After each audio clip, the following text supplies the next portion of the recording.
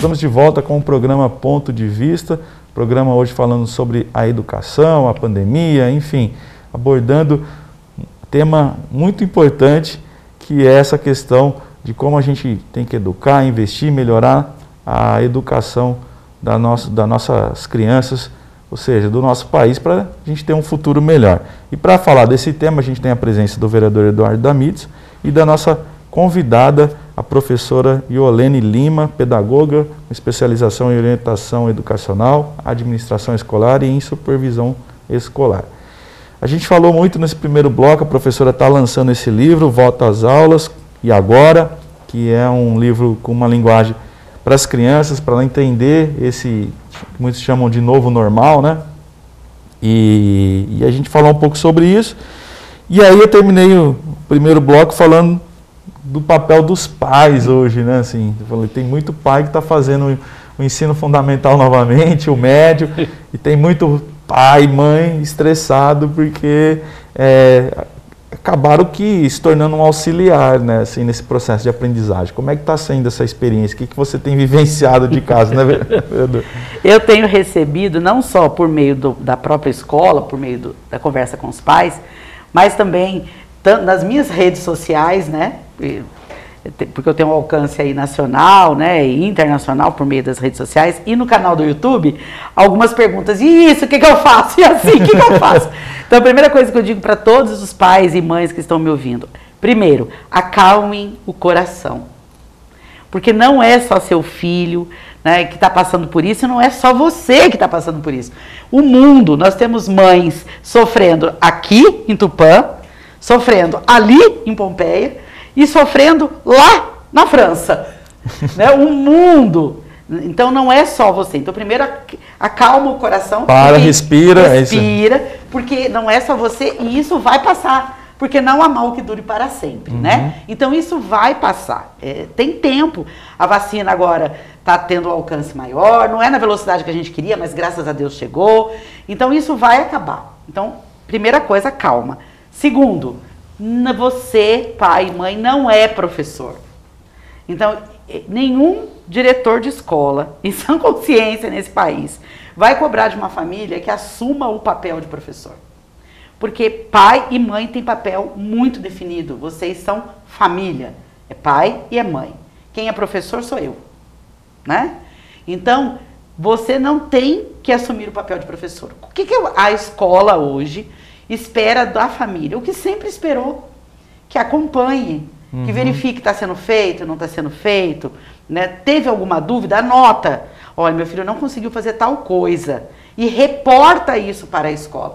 A gente não quer que o pai e a mãe tire a dúvida da criança, aquela, ainda mais se for anos finais, que é um negócio mais complexo. O ensino médio, então, é muito mais complexo, né? Quase uma física quântica, lá, o negócio é difícil, né? A gente quer que o que sempre quis, acompanha, verifica, fez, né, proporciona o espaço, porque é muito engraçado, né? Tá lá fazendo o almoço, naquele vucu-vucu, panela de pressão ligada, e aí lá na mesa da cozinha tá aquela apostila, tá o livro, a criança ali, a panela de pressão, e o aluno assistindo a aula. Não dá, gente, né? Não dá. Então tem que ter um espaço, não precisa sair comprando nada também. Ah, eu tenho que montar um escritório na minha casa. Não precisa. Eu tenho certeza que da casa mais humilde à casa mais abastecida, tem um cantinho lá que você pode, né, acomodar, colocar lá uma cadeira, nem que seja a cadeira da cozinha, arrastar uma mesa e colocar a criança lá para ter a aula num lugar, ou fazer a atividade num lugar mais tranquilo, né? Porque não dá para a criança fazer atividade concorrendo com o cachorro, com a panela de pressão, com a conversa às vezes com a vizinha, que a vizinha vai no muro e quer conversar, né? Com o telefone que está tocando, com a música alta às vezes do vizinho. Então, o ambiente é muito importante nesse momento. O ambiente, o horário. E aí eu recebi uma pergunta no meu canal do YouTube, assim, ó. Eu só chego às 10 horas da noite. Como é que eu faço para fazer tarefa? Né? Aí eu respondi, primeiro, se você chega até só 10 horas da noite, quem ficou com a criança durante o dia? A primeira pergunta. Porque a criança não ficou sozinha. Ai, vamos supor, né, que essa pessoa específica disse que era a vovó. Falei, então a vovó, ela vai exercer o papel de vó, ela não vai exercer o papel de professora. Então qual é o papel da vovó? O papel da vovó é dar amor, é dar carinho, é ver se comeu, se deu banho e se as coisas da escola estão certas. O papel da vovó não é assumir o papel da professora.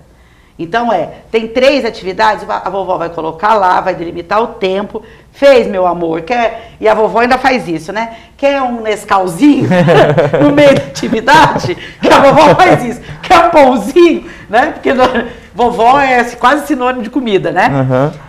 É esse o papel, não é sentar lá e falar, então agora eu vou te explicar o que é unidade, dezena e centena para a criança.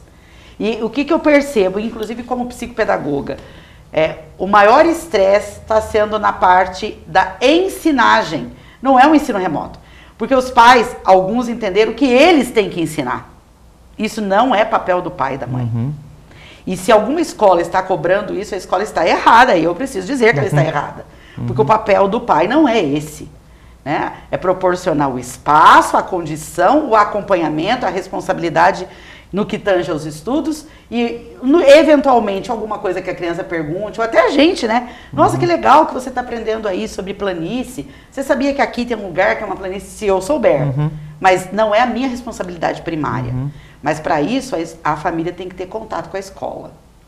E aí eu sei, pelo Brasil afora, por exemplo, no estado da Bahia, Tiago, nós temos mais de 15 municípios que cancelaram o ano letivo de 2020. Nossa, isso é uma tristeza, nossa. né? É uma tristeza, é uma perda, assim, olha, incalculável. Porque não conseguiram se mobilizar para que o ensino remoto, de fato, acontecesse. Isso aponta uma coisa para nós, de cara. Esperar a pandemia chegar para entender que estávamos no século XXI e que é necessária a transformação digital? Então, às vezes, e não critico o fato de muitas vezes o nosso olhar estar lá na merenda escolar, por exemplo, né? Porque muitas crianças não têm mesmo o que comer, né? Mas o nosso olhar não pode estar só nisso, o nosso olhar tem que estar, eu vou proporcionar condições básicas para que esse estudante sobreviva com a alimentação, mas eu tenho que também fornecer condições básicas para que ele sobreviva a longo prazo no século XXI. E se ele não tiver inserido no ambiente digital, de inovação, ele não sobrevive no século XXI, ele não tem emprego no século XXI. Então, eu fico muito triste quando eu vejo histórias na mídia de municípios que cancelaram o ano porque não conseguiram enviar nenhuma folha para casa. Nossa. Né? Nenhuma folha, não conseguiu contato com esses estudantes. E nós temos, e aí não vou dizer se é ruim, se é bom, nós temos programas do governo federal, como o Brasil Conectado, de distribuição de antenas parabólicas, né? Mas eu sei também que para participar de alguns programas, as prefeituras têm que estar em dia com algumas coisas, né? O que a gente precisa é de um engajamento maior da sociedade civil e das entidades públicas de realmente priorizar a educação. Mas não no papel, porque no papel a gente prioriza desde 1500. É na prática, né? Como dizem os advogados, contra fatos não há argumentos. Então, se eu tive que cancelar o ano letivo em 2020 em algum município desse país, porque não tive nenhum tipo de conexão com os alunos, seja digital ou por meio físico, que papel eu, como entidade pública, estou exercendo para o futuro? Triste ouvir isso, né, vereadora? Aqui, trazendo para a questão do poder público, a Câmara Municipal, através dos seus vereadores, tem acompanhado aqui a questão do ensino e principalmente está envolvida na discussão da retomada, né? Isso, todos os vereadores aqui na Câmara têm se empenhado. Ontem mesmo já fizemos a reunião com o secretário de Educação para definir as retomadas das aulas que ficou definida aí para partir de agosto já está retomando as aulas. Se Deus quiser, aí a gente vai estar aumentando a vacinação, protegendo os professores e ainda mais o nosso cidadão. As crianças já estão estressadas, eu falo por experiência própria lá na minha casa ali. Ainda mais quando a criança tem um idoso na residência, eu acho que o impacto é bem maior, porque acho que a informação eles têm recebido, a tecnologia nessas pessoas mais jovens, nas crianças, né? Estão lendo bastante, ouvindo. Então a preocupação deles, eu acho que está muito maior do que o adulto, né? A preocupação aí de perder o avô ou os próprios pais, como a Iolene disse. Eu percebi na minha casa ali, também na minha família, meus sobrinhos ali, a preocupação de não estar visitando os avós, as coisas ali, que é um sentimento que eles têm de estar prejudicando o idoso. Então agora acho que vem agora a gente com essa retomada aí das atividades escolares, a gente está já preparando os jovens, não só os jovens, mas como a família, né? Para a gente estar realmente já ter uma direção e todo mundo seguir nessa linha de raciocínio para estar contribuindo não só com o engrandecimento, com a aprendizagem da criança, mas com a própria família. Uhum.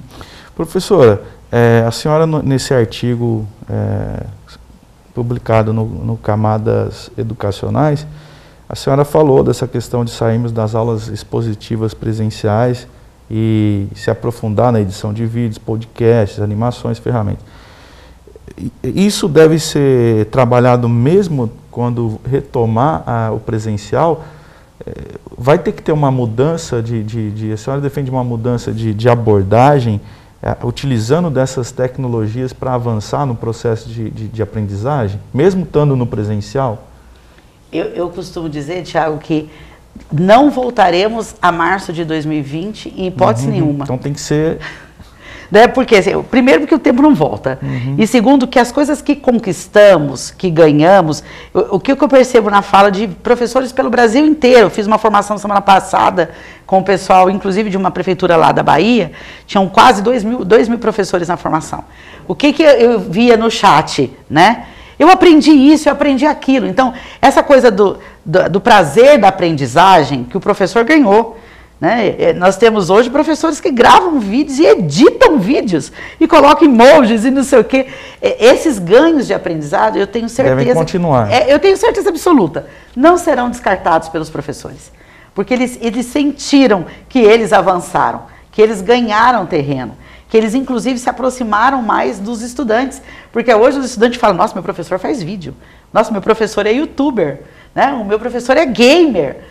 Porque o meu professor sabe jogar tal coisa. Então, isso fez com que eles também se aproximassem.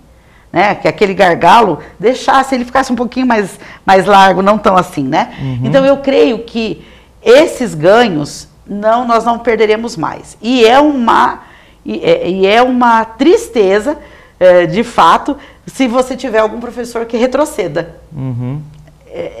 Eu creio que ele vai sofrer mais, porque os estudantes vão cobrar. Eu creio, mas a gente não vai ter tal coisa, a gente vai ter quiz, a gente não vai ter jogo, a gente não vai ter vídeo, nós não vamos editar nada, não vamos para o estúdio.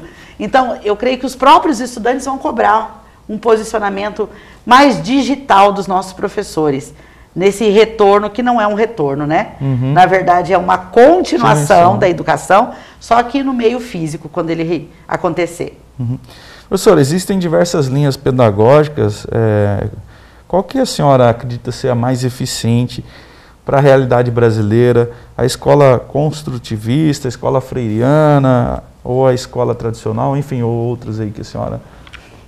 Eu creio assim, Thiago, que existe público para todas. Porque, como diz a psicopedagoga argentina Alicia Fernandes, nós temos diversas modalidades de aprendizagem. Então, eu aprendo de um jeito, você, Thiago, aprende de outro, o vereador Eduardo aprende de outro.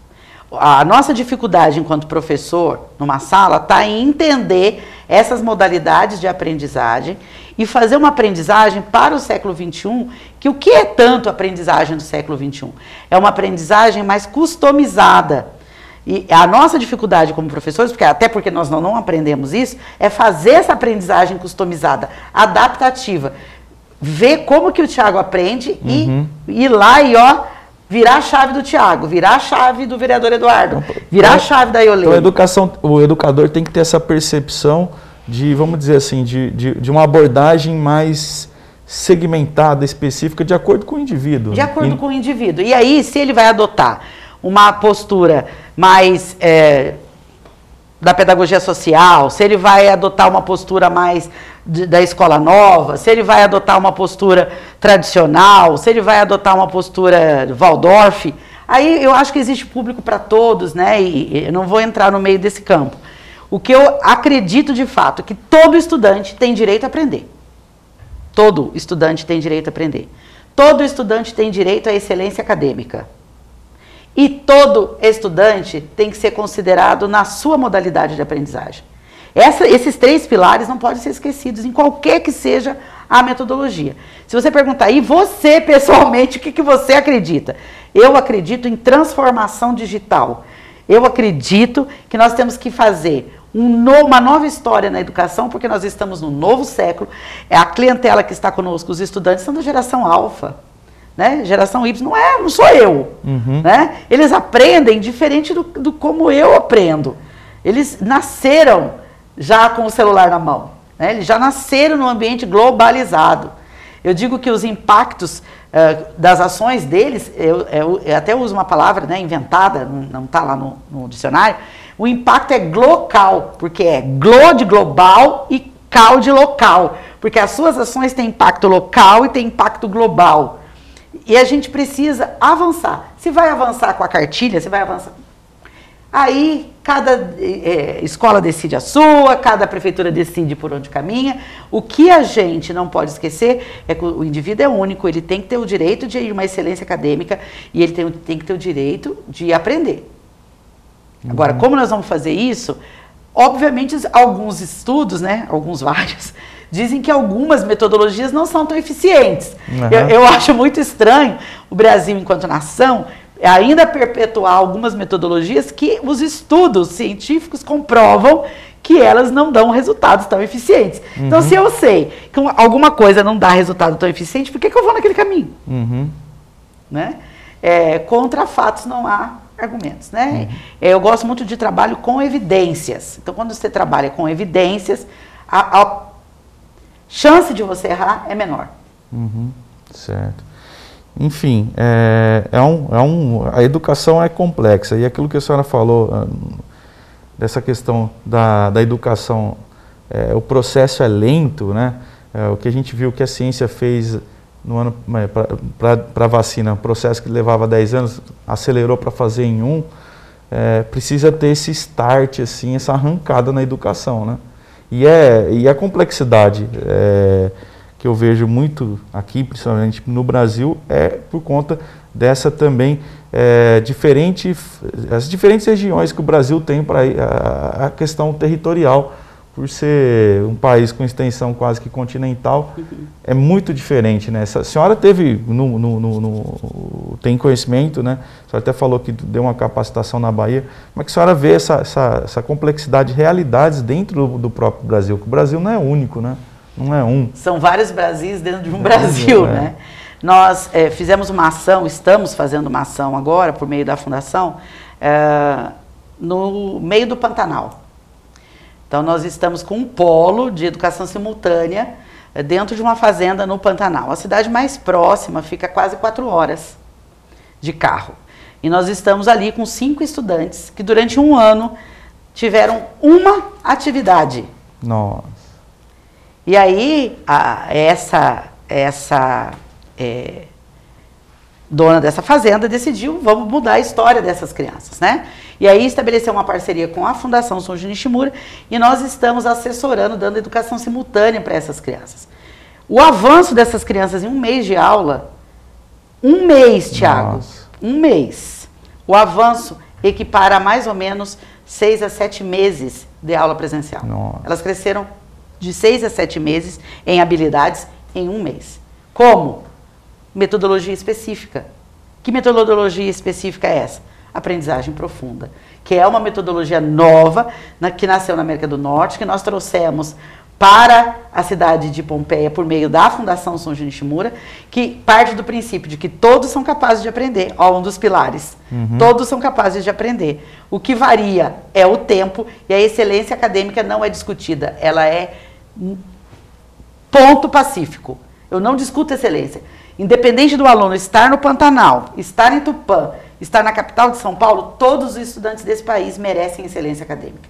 E a gente não deveria se contentar com menos do que o melhor. Porque todas as crianças têm direito a isso. Professora, infelizmente a gente já está com o tempo já estourado um pouco. Sou muito rápido, mas eu queria que a senhora deixasse, para quem quer conhecer mais o seu trabalho, a gente tem aqui os educadores que nos assistem, estudantes também da área da pedagogia aqui na nossa cidade, que quer conhecer mais a professora, a senhora falou das redes sociais, pode passar para a gente, canal no YouTube a senhora tem, quais são as redes sociais que a professora... Eu estou em quase todas, né? Porque não dá para ter em todas, senão a gente não tem tempo. Mas está lá, Iolene Lima no Facebook, Instagram. Tem um canal no YouTube com dicas para professores, principalmente no que tange a organização durante esse período remoto, dicas para coordenadores. E tem vários vídeos no canal do YouTube, dicas para famílias, porque as famílias realmente estão sofrendo. Algumas por não entender essa questão do papel da família, que é a família, não é professor. Então eu deixo algumas dicas lá, tem 4, 5 dicas específicas, vídeos específicos para famílias de crianças, por exemplo, em processo de alfabetização. Então é Iolene Lima lá no YouTube. Também estou no LinkedIn, no Twitter, é só adicionar lá que eu te aprovo. Tá certo. Deixar uma mensagem aí, professor. Queridos, educação é primordial na vida de qualquer pessoa. E educação é um bem que ninguém tira de você. Dinheiro você pode perder, pode vir crise financeira e fechar banco, que nem a gente já viveu no passado, acabar com a poupança de todo mundo. Então, bens materiais, nós podemos perder, podemos ganhar, podemos multiplicar, mas o que de fato ninguém nunca vai tirar de você é a educação. É aquilo que você carrega. Né? Então, educação é tesouro. Então, invista na vida do seu filho, né? Invista na vida dos seus estudantes. Creiam que a educação realmente pode transformar, porque a educação não transforma uma nação. A educação transforma pessoas e as pessoas transformam uma nação. Então, a base da educação é pessoa, é vida na vida. Professores, atenção aos alunos nesse retorno e nesse tempo de ensino remoto. Cada estudante é um oceano de oportunidades. Fica a dica. Certo, muito obrigado. Vereador Eduardo. Mais uma vez agradecer a Iolene pela disponibilidade, está falando um pouquinho aqui para a nossa população de Tupã. E aí, conforme ela vai falando ali, você vai passando, voltando no tempo, né? Na minha época ali não tinha tanta informação digital, que era máquina de escrever ainda.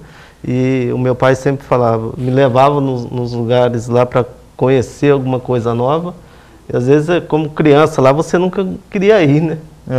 Então, hoje, eu tenho uma bagagem muito grande, até eu agradeço muito, que o conhecimento ninguém tira da gente. Então, e se deve muito isso aos seus pais, né? Não, eu acho que a gente não tinha tanta informação, e agora, depois de adulto, que você começa, relembrando tudo isso. Muito legal, bacana. É isso aí, né? Educação marca. Você falou, você é do tempo da máquina de escrever, né, vereador? Também, viu? Eu fiz datilografia ainda. Estamos aqui com 3 aí que pegamos ainda, que era assim, era um requisito. Assim, para você começar a trabalhar cedo, né, na adolescência, você quer trabalhar num escritório, um exemplo, né? Tem que saber bater máquina de escrever, né? Então, até curso, até certificado eu tenho. Eu tenho até hoje a pasta lá com os exercícios guardados lá, mas você vê como é que mudam as coisas e a gente tem que ir se adaptando, né? Mas eu queria... Só para concluir, Tupã nós temos um avanço muito grande na educação, então ainda mais com o professor Waldir Berti está na secretaria. Agora essa semana Tupã foi contemplada num hackathon, num trabalho, está sendo feito um trabalho científico com a obesidade infantil, junto a parceria com a Unesp, também a Fundação Sujunchimur está participando disso, e Tupã foi classificada. Então Tupã vai estar junto com a Suíça fazendo um trabalho aí de obesidade infantil para estar combatendo isso. Então, é mais um ganho para a nossa cidade, para a nossa população, e aí o empenho de todos os nossos servidores municipais aí da educação, englobando não só a Secretaria de Educação, mas também a Unesp, aí, uma região inteira aí que vai estar esse trabalho aí a nível mundial.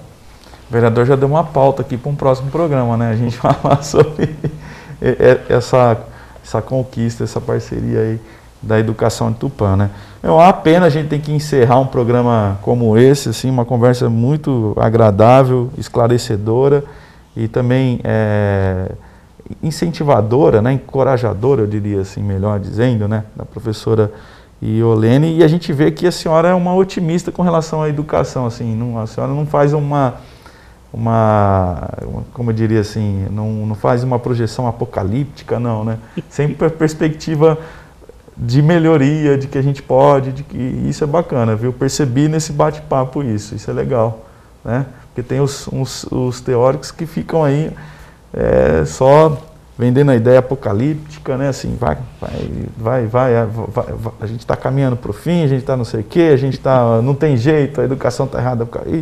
Enfim, eu vi que a senhora tem a paixão pela educação e principalmente essa perspectiva de otimismo, de que a gente tem que continuar lutando, apesar de todo o cenário, mas é possível oferecer, o que a senhora falou, né? A educação de excelência tem que ser para todos, né? Então, que a gente atinja esse objetivo. Muito obrigado, viu?